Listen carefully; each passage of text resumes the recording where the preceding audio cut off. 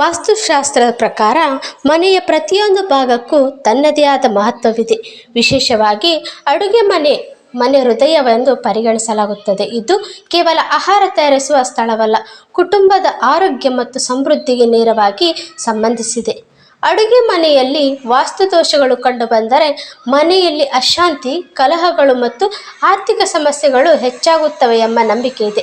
ಆದ್ದರಿಂದ ಅಡುಗೆ ಮನೆಯ ವಿನ್ಯಾಸ ಮತ್ತು ವ್ಯವಸ್ಥೆ ಸರಿಯಾಗಿರುವುದು ಅತ್ಯಂತ ಅಗತ್ಯ ಎಂದು ವಾಸ್ತುಶಾಸ್ತ್ರ ಹೇಳುತ್ತದೆ.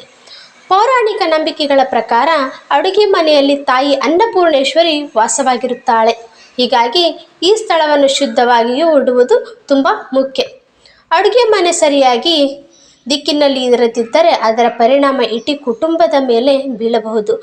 ವಾಸ್ತು ಪ್ರಕಾರ ಅಡುಗೆ ಮನೆಗೆ ಆಗ್ನೇಯ ದಿಕ್ಕು ಅತ್ಯುತ್ತಮವಾಗಿದೆ. ಇದು ಅಗ್ನಿ ತತ್ವಕ್ಕೆ ಸಂಬಂಧಿಸಿದ ದಿಕ್ಕು ಆಗಿರುವುದರಿಂದ ಅಡುಗೆ ಕಾರ್ಯಗಳಿಗೆ ಅನುಕೂಲವಾಗಿದೆ.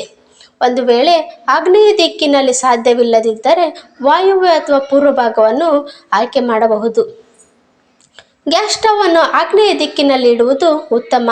ಅಡುಗೆ ಮಾಡುವವರು ಪೂರ್ವದ ಕಡೆ ಮುಖ ಮಾಡಿ ನಿಂತು ಅಡುಗೆ ಮಾಡುವಂತೆ ವ್ಯವಸ್ಥೆ ಮಾಡಬೇಕು. ಹಾಗೆಯೇ ಅಡುಗೆ ಮಾಡುವವರ ಮೇಲೆ ನೇರವಾಗಿ ಹೊರಗಿನವರ ದೃಷ್ಟಿ ಬೀಳದಂತೆ ನೋಡಿಕೊಳ್ಳಬೇಕು.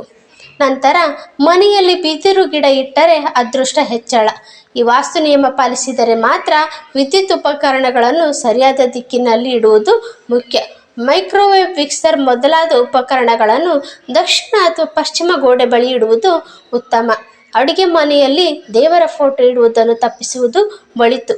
ಡೈನಿಂಗ್ ಟೇಬಲ್ ಅನ್ನು ವಾಯುವ್ಯ ಭಾಗದಲ್ಲಿ ಇಟ್ಟರೆ ಉತ್ತಮ, ಆದರೆ ಅಡುಗೆ ಮನೆಯ ಮಧ್ಯದಲ್ಲಿ ಇಡುವುದನ್ನು ತಪ್ಪಿಸಬೇಕು. ಅಡುಗೆ ಸಾಮಾನುಗಳು, ಕಪಾಟುಗಳು ದಕ್ಷಿಣ ಅಥವಾ ಪಶ್ಚಿಮ ದಿಕ್ಕಿನಲ್ಲಿ ಇರಬೇಕು. ಧಾನ್ಯಗಳು ಮತ್ತು ಮಸಾಲೆಗಳನ್ನು ಈಶಾನ್ಯ ಭಾಗದಲ್ಲಿ ಇಡುವುದು ಉತ್ತಮ. ಜೊತೆಗೆ ಅಡುಗೆ ಮನೆಯಲ್ಲಿ ಪೂರ್ವ ಭಾಗದಲ್ಲಿ ಕಿಟಕಿಗಳು ಇದ್ದರೆ ಬೆಳಕು ಮತ್ತು ಗಾಳಿ ಚೆನ್ನಾಗಿ ಹರಿದು ಬರುತ್ತದೆ ಎಂದು ಹೇಳಲಾಗಿದೆ. ಮನೆಯಲ್ಲಿ ಸರಿಯಾದ ವಾಸ್ತು ನಿಯಮಗಳನ್ನು ಪಾಲಿಸಿದರೆ ಅಡುಗೆ ಮನೆಯ ಆರೋಗ್ಯ, ಸಂತೋಷ ಮತ್ತು ಸಮೃದ್ಧಿಯ ಮೂಲವಾಗುತ್ತದೆ. ನಮ್ಮ ಈ ಮಾಹಿತಿ ನಿಮಗೆ ಇಷ್ಟವಾದಲ್ಲಿ ದಯವಿಟ್ಟು ನಮ್ಮ ಚಾನಲ್ಗೆ ಸಬ್ಸ್ಕ್ರೈಬ್ ಮಾಡಿ, ಲೈಕ್ ಮಾಡಿ, ಕಮೆಂಟ್ ಮತ್ತು ಶೇರ್ಗಳನ್ನು ಮಾಡಿ. ಕೇಳಿದ್ದಕ್ಕಾಗಿ ಧನ್ಯವಾದಗಳು.